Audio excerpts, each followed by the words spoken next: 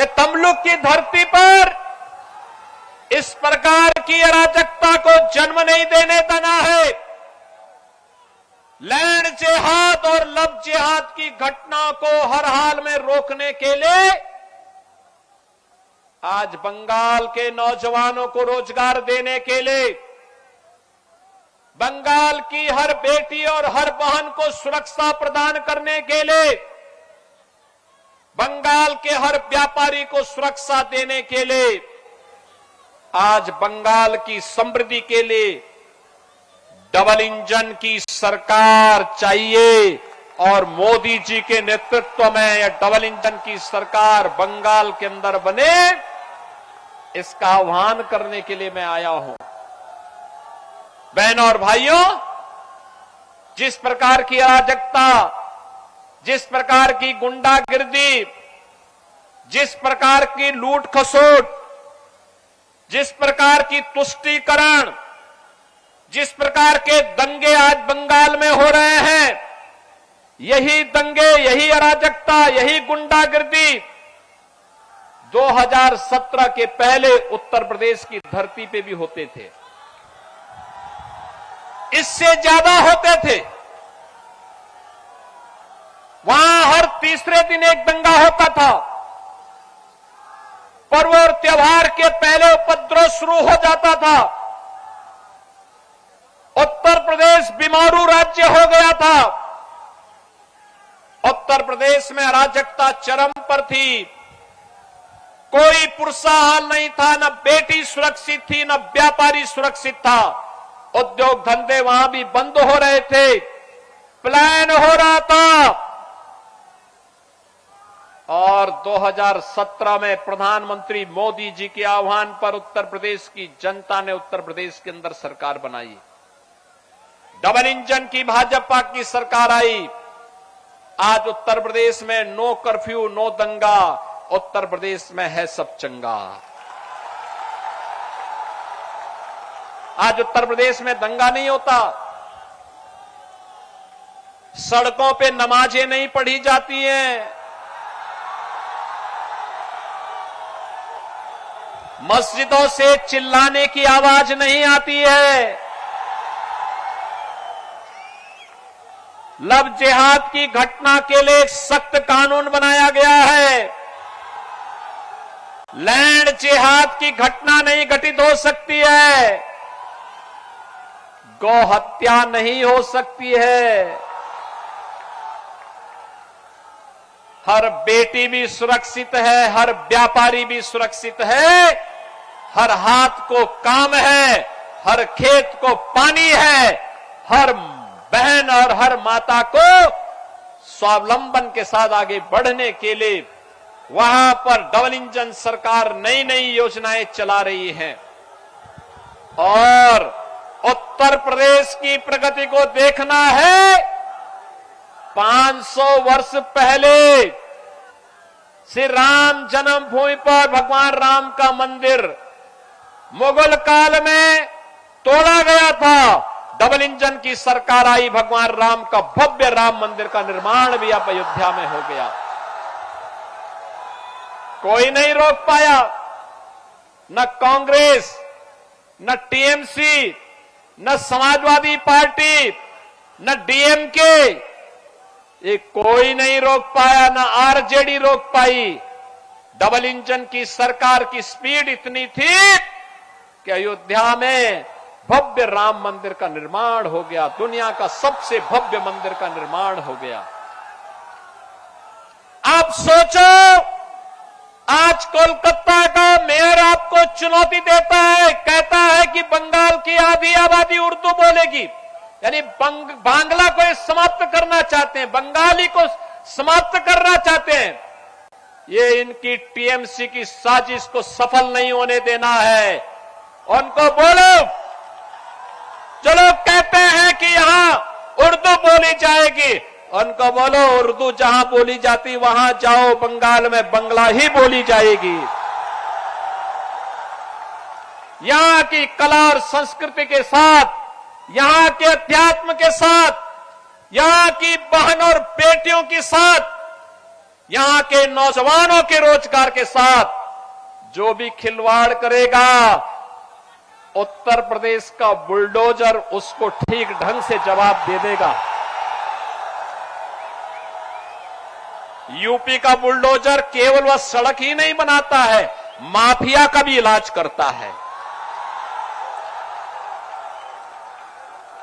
और ये बुलडोजर वहीं चल सकता है जहां डबल इंजन की स्पीड हो। डबल इंजन की स्पीड हो, वहीं पर ये चल सकता है और उसी में चलाने की सामर्थ्य भी होगी। आज आप देखते होंगे उत्तर प्रदेश में बेटी भी सुरक्षित है, बहन भी सुरक्षित है, व्यापारी भी सुरक्षित है। पहचान का संकट नौजवान के सामने नहीं। बहनों और भाइयों, ये जो नौजवान है इसको रोजगार चाहिए। अन्नदाता किसान को उसकी उपज का अच्छा दाम चाहिए। हर खेत को पानी चाहिए। बंगाल की संस्कृति को सम्मान चाहिए। ये सम्मान चाहिए। मां काली का आशीर्वाद तभी प्राप्त होगा जब हम अपनी संस्कृति की रक्षा करेंगे। जब हम संस्कृति की रक्षा करेंगे तभी आशीर्वाद प्राप्त होगा। और इसीलिए तो स्वामी विवेकानंद ने कहा था कि गर्व से कहो हम हिंदू हैं। याद करिए, उन्होंने वैश्विक मंच पर कहा था, पूरे भारतवासियों का आह्वान किया था। आज बंगाल की डेमोग्राफी को चेंज किया जा रहा है। किस प्रकार की स्थितियां बंगाल में पैदा की जा रही है। मालदा, मुर्शिदाबाद, दिनाजपुर, नादिया, बीरभूम, हावड़ा जैसे कई ऐसे जनपद हैं जहां हिंदू शून्य करने का षड्यंत्र हो रहा है। हिंदुओं को पूरी तरह समाप्त करने की साजिश हो रही है और वहां पर बार बार हमले होते हैं। हम दुर्गा पूजा नहीं कर सकते वहां पर। कोई पर्व और त्योहार के पहले कर्फ्यू लग जाता है। यहां की सरकार को, टीएमसी सरकार, रामनवमी के अवसर पर निकलने वाली शोभा यात्राओं को रोकने का काम करती है। बहनों और भाइयों, टीएमसी समर्थित सिंडिकेट आज बांग्लादेशी घुसपैठियों को बंगाल के अंदर घुसेड़ करके आपकी डेमोग्राफी को बदलने का काम कर रहे हैं। आपके हक पर डकैती डलवाने का काम कर रहे हैं। टीएमसी नाम ही आज यहां पर तुष्टीकरण, माफिया राज और कठमनी का प्रतीक बन गया है। यानी टीएमसी का मतलब टी तुष्टीकरण, एम माफिया राज और सी कठमनी। याद रखना, हमें ऐसी सरकार नहीं चाहिए जो तुष्टीकरण करे। हमें तो संतुष्टीकरण वाली सरकार चाहिए और वो मोदी जी का मंत्र है सबका साथ और सबका विकास। हमें माफिया राज वाली सरकार नहीं चाहिए। माफिया को रौंदने वाली सरकार चाहिए। माफिया को बुलडोजर से रौंदने वाली सरकार चाहिए और वह केवल डबल इंजन की भाजपा सरकार दे सकती है। हमें कठमनी वाली सरकार नहीं चाहिए। हमें तो इन नौजवानों के हाथों को कार्य देने वाली सरकार चाहिए। इन बहनों के लिए कार्य देने वाली सरकार चाहिए। बंगाल की संस्कृति को सम्मान देने वाली सरकार चाहिए। याद करिए, बांग्लादेश में हिंदुओं का कत्लेआम हुआ, ममता दीदी मौन रही। उनको भय था वो बोलेगी तो उनका वोट बैंक खिसक जाएगा। उनका वोट बैंक खिसक जाएगा। हमने विरोध किया, हमने विरोध किया। ये हिंदुओं पर अत्याचार स्वीकार्य नहीं, मुंहतोड़ जवाब देंगे। और बहनों और भाइयों, कांग्रेस भी मौन थी, वामपंथी दल भी मौन था, ममता दीदी भी मौन थी। इनको लगता था जैसे वहां कुछ हो ही नहीं रहा है।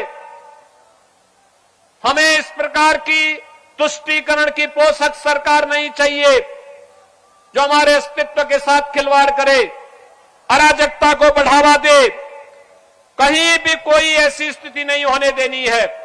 याद करिए, बंगाल की जो 570 किलोमीटर की लैंड जिसकी फेंसिंग होनी है, टीएमसी की सरकार फेंसिंग नहीं होने देना चाहती, क्योंकि वे घुसपैठी सिंडिकेट को बंगाल के अंदर घुसपैठ करवा करके यहां की डेमोग्राफी को अपने वोट बैंक के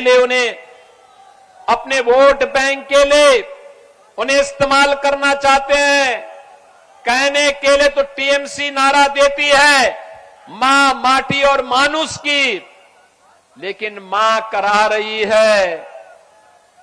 माटी घुसपैठियों के कब्जे में जा रही है और मानुष यहां का भयभीत है और सहाय जैसा दिखता है। बहनों और भाइयों, याद रखना, ये जंगल राज, ये अपराध, ये बंगाल के अस्तित्व के लिए एक संकट है, एक चुनौती है। हमें कभी देश को दिशा देने वाले बंगाल की इस पावन धरा का आह्वान करने के लिए मैं आया हूं। मैं आप सबका आह्वान करने के लिए आया हूं।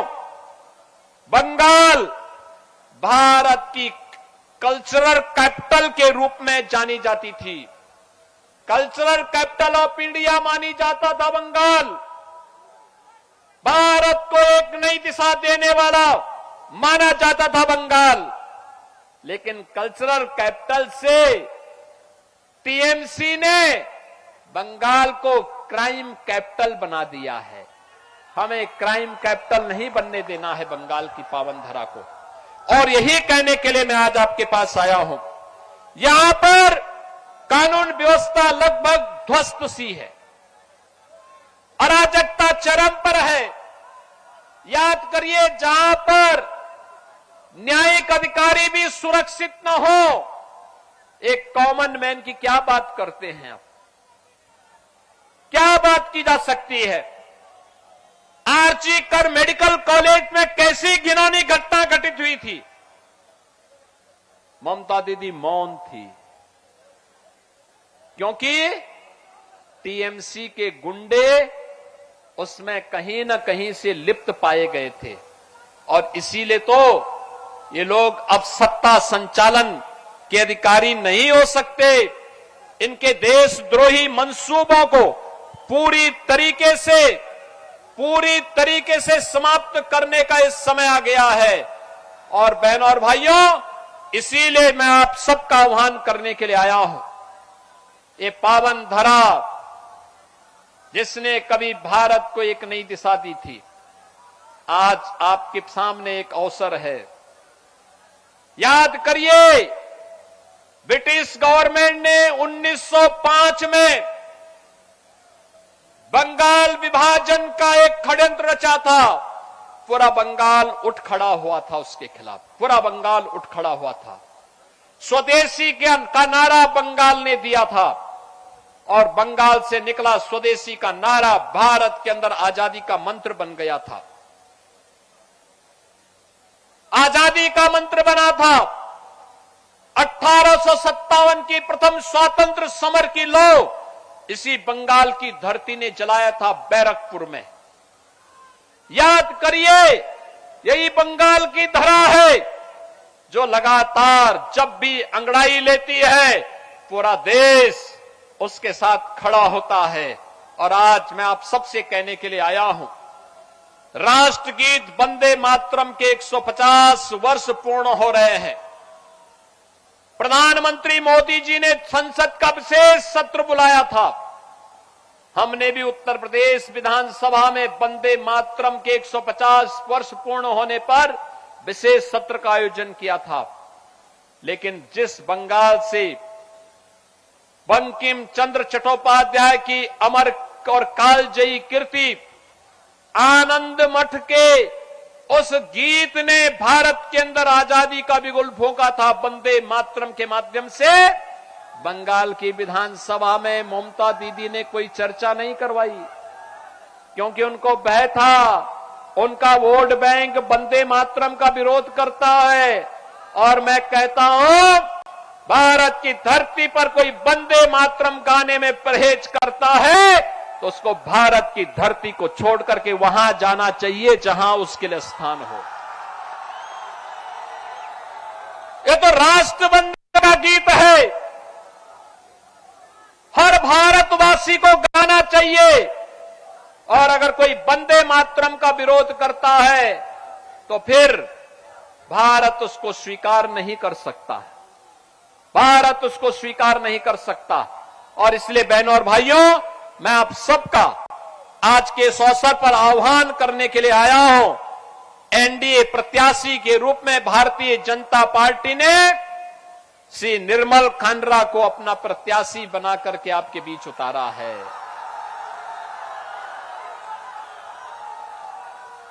मैं आपका पहले अभिनंदन करूंगा। आपने यहां पर तमलुक लोकसभा क्षेत्र में जस्टिस अभिजीत गांगुली जी को अपना मेंबर ऑफ पार्लियामेंट चुनकर के देश की संसद में भेजा था भारी बहुमत से। Ganguly ji, you please.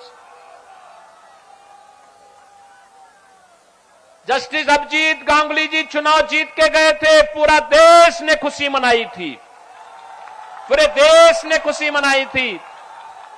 बंगाल की जनता ने, तमलुक की जनता ने भ्रष्टाचार के खिलाफ आवाज उठाने वाली एक आवाज को देश की संसद में भेजा है।